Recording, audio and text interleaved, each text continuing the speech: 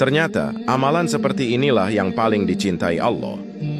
Seperti apakah itu? Mari kita simak.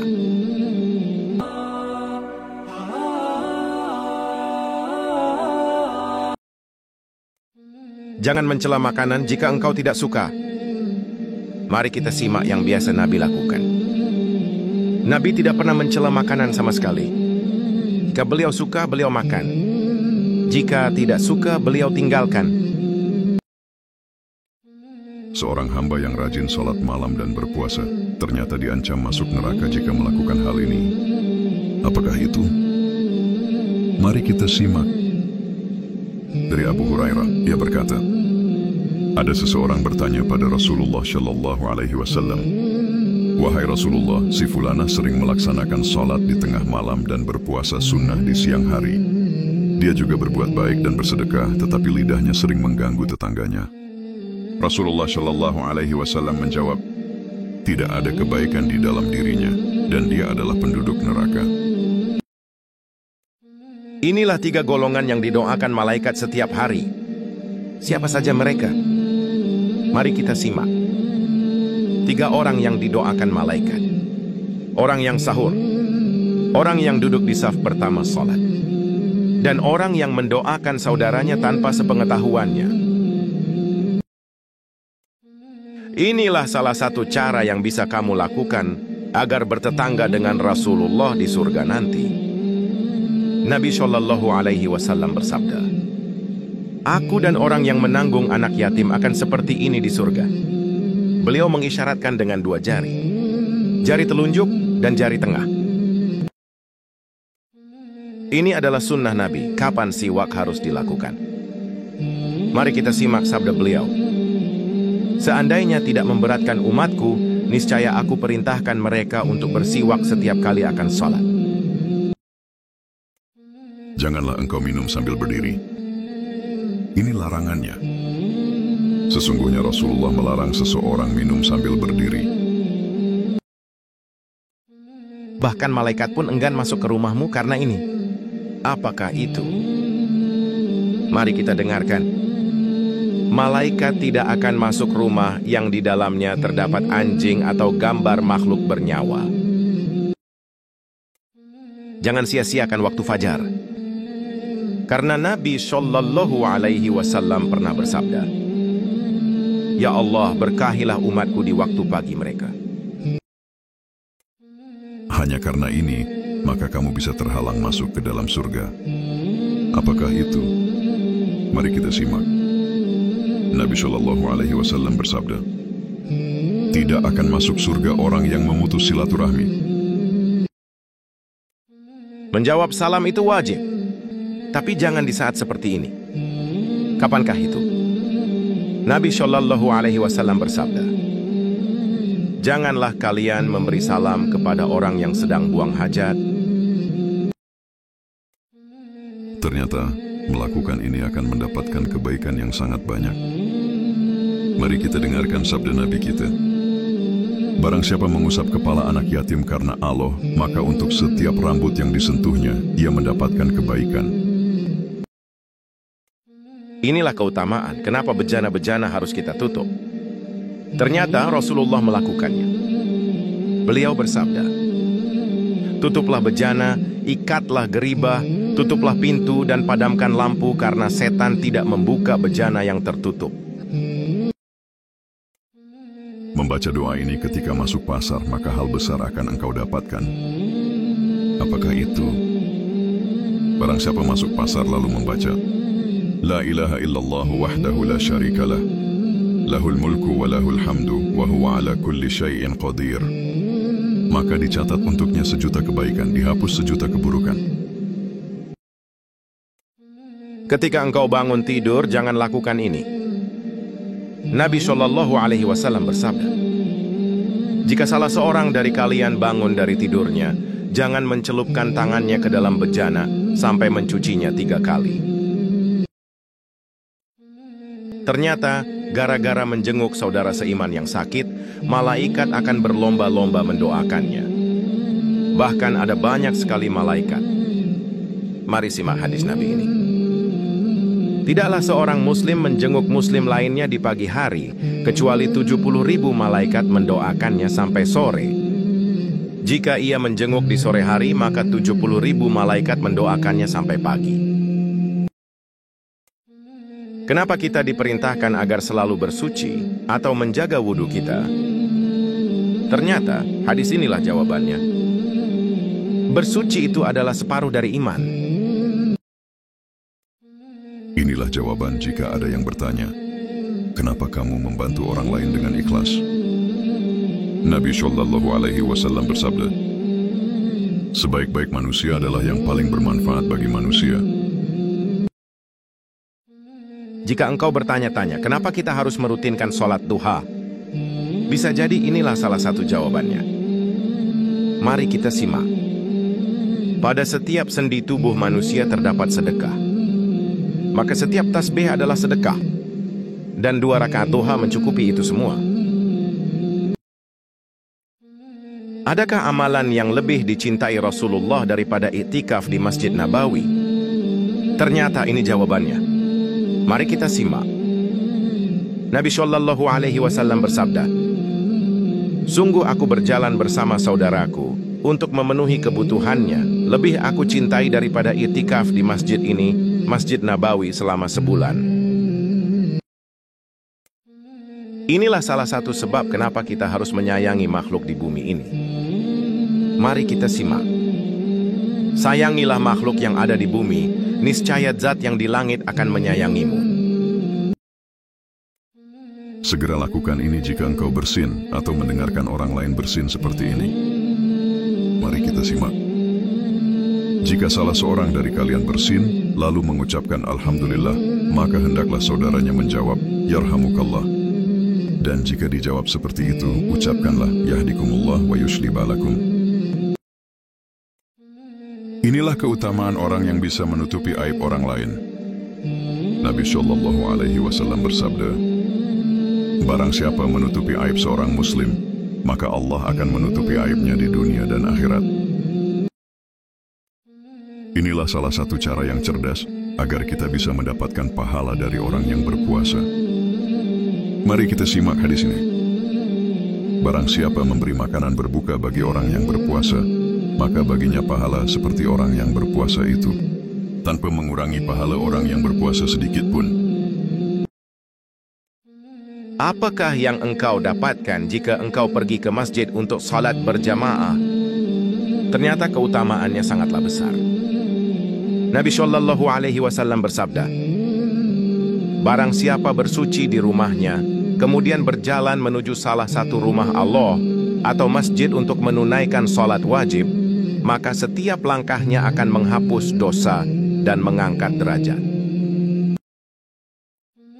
Kenapa kita diperintahkan agar bisa mengendalikan emosi ketika marah? Ternyata dalilnya di surah Ali Imran. Mari kita simak. Allah Ta'ala berfirman, yaitu orang-orang yang menafkahkan hartanya di waktu lapang dan sempit, dan orang-orang yang menahan amarahnya dan memaafkan kesalahan orang. Allah menyukai orang-orang yang berbuat kebajikan. Jika engkau diberi salam, maka jawablah dengan baik atau lebih baik. Allah Ta'ala berfirman, apabila kamu diberi penghormatan dengan suatu penghormatan, maka balaslah penghormatan itu dengan yang lebih baik darinya, atau balaslah dengan yang serupa. Ketika engkau mimpi buruk, maka ini yang harus segera dilakukan. Nabi Shallallahu Alaihi Wasallam bersabda, mimpi baik itu dari Allah. Jika kalian bermimpi buruk, maka itu dari setan. Meludahlah ke kiri 3 kali dan jangan menceritakannya. Inilah alasan kenapa sholat sunnahmu lebih utama dilakukan di rumah. Mari kita dengarkan. Kerjakanlah sebagian sholat kalian di rumah, dan jangan jadikan rumah kalian seperti kuburan. Siapakah yang masuk ke dalam surga lebih awal 500 tahun dari yang lain? Jika engkau tidak tahu, maka mari kita dengarkan. Nabi Shallallahu Alaihi Wasallam bersabda, orang miskin dari umatku akan masuk surga 500 tahun lebih awal daripada orang kaya. Terkadang kita sibuk dengan hal lain, lalu mengesampingkan sholat, menunda sholat padahal sudah waktunya sholat. Ini termasuk lalai. Bahkan Allah Ta'ala memberikan teguran bagi mereka. Mari kita dengarkan. Maka celakalah bagi orang-orang yang sholat, yaitu yang lalai dari sholatnya. Ini adalah nasihat bagimu yang sedang berjuang mendapatkan surga. Mari kita dengarkan. Nabi Shallallahu Alaihi Wasallam pernah bersabda, surga dikelilingi oleh hal-hal yang dibenci, dan neraka dikelilingi oleh syahwat. Inilah penghuni terakhir surga, yang dikisahkan dan bisa menjadi bahan renungan kita. Mari kita dengarkan. Orang terakhir masuk surga adalah yang diseret dari neraka dan berkata, "Ya Rabbi, palingkan wajahku dari neraka." Lalu ia terus memohon hingga akhirnya Allah memasukkannya ke surga. Ia mendapat surga 10 kali lipat dunia. Kenapa penduduk surga menyesal dan apa yang disesalkan? Mari kita simak hadis ini. Penduduk surga tidak akan menyesal kecuali terhadap satu hal. Waktu di dunia yang berlalu tanpa digunakan untuk berzikir kepada Allah. Inilah alasan kenapa tidur posisi tengkurap dilarang dalam Islam. Mari kita dengarkan. Rasulullah melihat seorang tidur tengkurap lalu beliau bersabda, "Ini cara tidur yang tidak disukai Allah." Hadis ini menunjukkan kapan surga-surga dibuka dan siapa yang Allah ampuni. Mari kita dengarkan. Pintu-pintu surga dibuka setiap Senin dan Kamis, lalu Allah mengampuni setiap hamba yang tidak menyekutukannya dengan sesuatu pun, kecuali orang yang bermusuhan dengan saudaranya. Siapakah penghuni neraka yang pertama? Apakah kamu tahu? Jika tidak, mari kita simak.